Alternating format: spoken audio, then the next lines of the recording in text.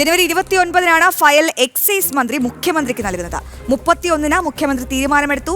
Bar ഉടമകളുടെ ആവശ്യപ്രകാരമാണ് തീരുമാനമെടുത്തത് എന്നാണ് രേഖകളിൽ പറയുന്നത്. വിവരങ്ങളുമായി ആർ രാജീവ് ചേരുന്നുണ്ട്.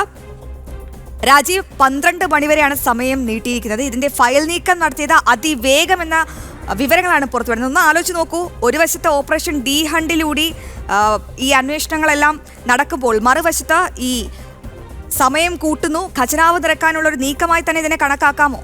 എന്തായിരുന്നു ഇത്ര തിടുക്കം? ഒരു വശത്ത് ഈ സാധാരണക്കാർ ഏറെ ആശ്രയിക്കുന്ന കാര്യങ്ങൾക്ക് വേണ്ടിയുള്ള ഫയൽ നീക്കത്തിന്റെ അവസ്ഥ നമുക്കറിയാം. പലപ്പോഴും ഇഴഞ്ഞു നീങ്ങുകയാണ് ഫയൽ നീക്കം. ഇതുമായി ബന്ധപ്പെട്ട് പലതവണ പരാതികൾ ഉയർന്നെങ്കിലും പലതവണ പല നടപടികൾ ഉണ്ടായെങ്കിലും ആ ഫയൽ നീക്കങ്ങൾക്ക് വലിയ ഗതിവേഗമൊന്നും കൈവരിക്കാൻ കഴിഞ്ഞിട്ടില്ല. പക്ഷേ ഇവിടെ സ്ഥിതി അതല്ല. അതായത് ബാർ ഉടമകളുടെ ആവശ്യം, ബാറുകളുടെ പ്രവൃത്തി സമയം കൂട്ടണമെന്ന ബാർ ഉടമകളുടെ ആവശ്യത്തിൽ സർക്കാർ തീരുമാനമെടുത്തത് വെറും 2 ദിവസം കൊണ്ടാണ്. ജനുവരി 29-നാണ് എക്സൈസ് മന്ത്രി ഫയൽ മുഖ്യമന്ത്രിക്ക് കൈമാറുന്നത്. 2 ദിവസം കൊണ്ട് തീരുമാനമെടുക്കുന്നു. അതായത് ജനുവരി 31-ന് തന്നെയാണ് ഈ ഫയലിൽ മുഖ്യമന്ത്രി അനുമതി നൽകിക്കൊണ്ട് ഉത്തരവ് പുറത്തിറക്കുന്നത്. അതുമായി ബന്ധപ്പെട്ട ബാക്കി വിജ്ഞാപനം ഉൾപ്പെടെയുള്ള നടപടികൾ സ്വീകരിക്കാനുള്ള ഉത്തരവ് നൽകുന്നത്. ഈ വെറും 2 ദിവസം കൊണ്ട് അതിവേഗം തന്നെ ഈ ഫയൽ നീക്കം നടന്നിരിക്കുന്നു എന്നതാണ് ഏറ്റവും പ്രധാനപ്പെട്ട ഒരു കാര്യം. മാത്രമല്ല, ഈ രേഖകൾ പരിശോധിച്ചാൽ നമുക്ക് മനസ്സിലാക്കാൻ കഴിയും, ബാർ ഉടമകളുടെ ആവശ്യപ്രകാരം തന്നെയാണ് ഈ പ്രവൃത്തി സമയം കൂട്ടിയിരിക്കുന്നത്. രാവിലെ 10 മണിക്ക് തുറക്കുന്ന ബാറുകൾ ഇനി അടയ്ക്കുന്നത് രാത്രി 12 മണിക്കായിരിക്കും. ഈ രീതിയിൽ ബാറുകളുടെ പ്രവൃത്തി സമയം കൂട്ടിയിരിക്കുന്നത് ബാർ ഉടമകളുടെ ആവശ്യപ്രകാരം തന്നെയാണെന്ന് ഈ ഫയലിലെ രേഖകൾ പരിശോധിക്കുകയാണെങ്കിൽ വളരെ കൃത്യമായി തന്നെ മനസ്സിലാക്കാൻ കഴിയും. കൃത്യമായി ബാർ ഉടമകൾ ഒരു ആവശ്യം മുന്നോട്ട് വെക്കുന്നു.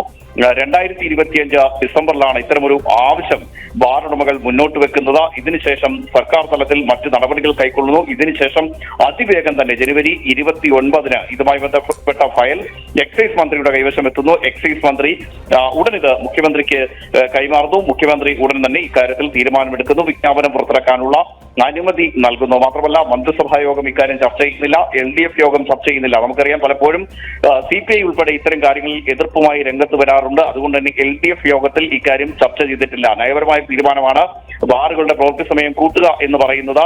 അതിൽ LDF യോഗത്തിൽ ഒരു തീരുമാനമില്ല. അതുപോലെ തന്നെ മന്ത്രിസഭാ യോഗത്തിൽ തീരുമാനമില്ല. എല്ലാം എക്സൈസ് മന്ത്രിയും അതുപോലെ തന്നെ മുഖ്യമന്ത്രിയും ചേർന്ന് തീരുമാനിക്കുന്നു എന്നതാണ് ഏറ്റവും പ്രധാനപ്പെട്ട ഒരു കാര്യം. ബാർ ഉടമകൾക്ക് അനുകൂലമായ ഒരു തീരുമാനമാണ് മുഖ്യമന്ത്രിയുടെ ഭാഗത്തു നിന്നും എക്സൈസ് മന്ത്രിയുടെ ഭാഗത്തു നിന്നും ഉണ്ടായിരിക്കുന്നത്. കൂട്ടായ ഒരു തീരുമാനമെന്ന് ഈ ഘട്ടത്തിൽ നമുക്കതിനെ പറയാൻ കഴിയില്ല. കാരണം LDF യോഗത്തിൽ ഇക്കാര്യം ചർച്ച ചെയ്തിട്ടില്ല. തുടക്കം മുതൽ നമുക്കറിയാം, മദ്യനിർമ്മാർജ്ജനം എന്ന് പറഞ്ഞുകൊണ്ടാണ് സംസ്ഥാന സർക്കാർ അധികാരത്തിൽ വന്നത്. 1ാം പിണറായി സർക്കാർ അധികാരത്തിൽ വരുമ്പോൾ പറഞ്ഞത്, ഈ അശ്വതി 1ാം പിണറായി സർക്കാർ അധികാരത്തിലെത്തുമ്പോൾ സംസ്ഥാനത്ത് ആകെ ഉണ്ടായിരുന്നത് 29 ബാറുകളായിരുന്നു. അതായത് പഞ്ചനക്ഷത്ര ബാറുകൾ മാത്രമായിരുന്നു സംസ്ഥാനത്ത് ഉണ്ടായിരുന്നെങ്കിൽ ഇപ്പോൾ ഈ ബാറുകളുടെ എണ്ണം 836 ആണ്. അതായത് 800-ലധികം ബാറുകൾക്കാണ് കഴിഞ്ഞ 2 തവണയായി സംസ്ഥാന സർക്കാർ അനുമതി നൽകിയിരിക്കുന്നത്.